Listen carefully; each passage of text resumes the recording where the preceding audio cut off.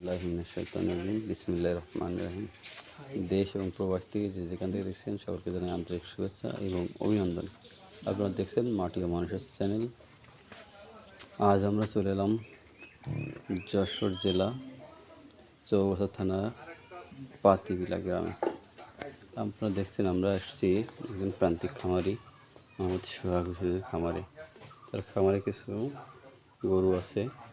গরুগুলো তিনি খাওয়াচ্ছেন, গরুগুলো কোনো পরিবর্তন পাচ্ছেন না বা স্বাস্থ্যের কোনো উন্নতি হচ্ছে না। সেই কারণে আজকে মূলত আমরা এসেছি খামারিকে সঠিক এবং সৎ পরামর্শ দেওয়ার জন্য। গরুগুলো সবগুলো কীটনাশক করা হয়েছে, জিঙ্ক দেওয়া হয়েছে, লিভারে ফাইল খাওয়ানো হয়েছে, তারপরে গরুগুলো পরিবর্তন হচ্ছে না।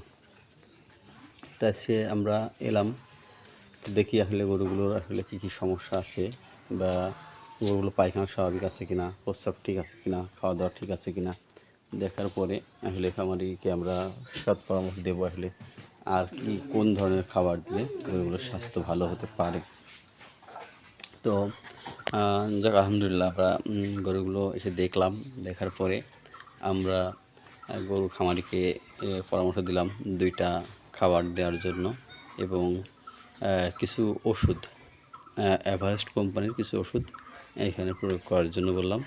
আরও একমি, পপুলার এসব কোম্পানির ওষুধ আমরা এখানে অ্যাড করতে বললাম। তার মধ্যে যেমন ধরেন অ্যামাইনোভেট প্লাস সিরাপ আছে, তারপরে আপনার একমি কোম্পানির ফ্যাট পাউডার আছে, তারপরে এভারেস্ট কোম্পানির পাউডার আছে একটি, যেটা হচ্ছে আপনার ক্যাটো স্প্রিট নামক একটা পাউডার।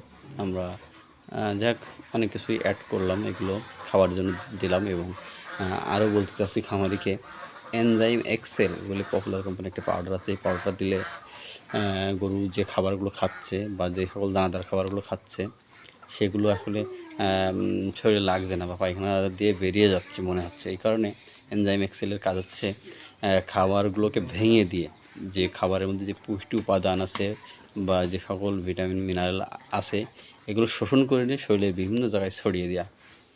দিলে কী হবে, গরুগুলো আস্তে আস্তে স্বাস্থ্য পরিবর্তন হবে এবং সুন্দর হবে, হৃষ্টপুষ্ট হবে। তো সকলকে ধন্যবাদ জানিয়ে আগামীর প্রতিবেদন দেখার আমন্ত্রণ জানিয়ে আজকের প্রতিবেদনটি আমরা এখানে শেষ করছি।